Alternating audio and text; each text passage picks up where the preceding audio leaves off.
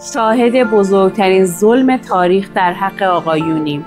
از صبح تا شب درگیر کار و سر و کله زدن برای یه لقمه نون شب، به فکر و خیال و چک و اجاره خونه و زن و بچه توی خونه، احساس عقب موندگی و ناکافی بودن و درک نشدن.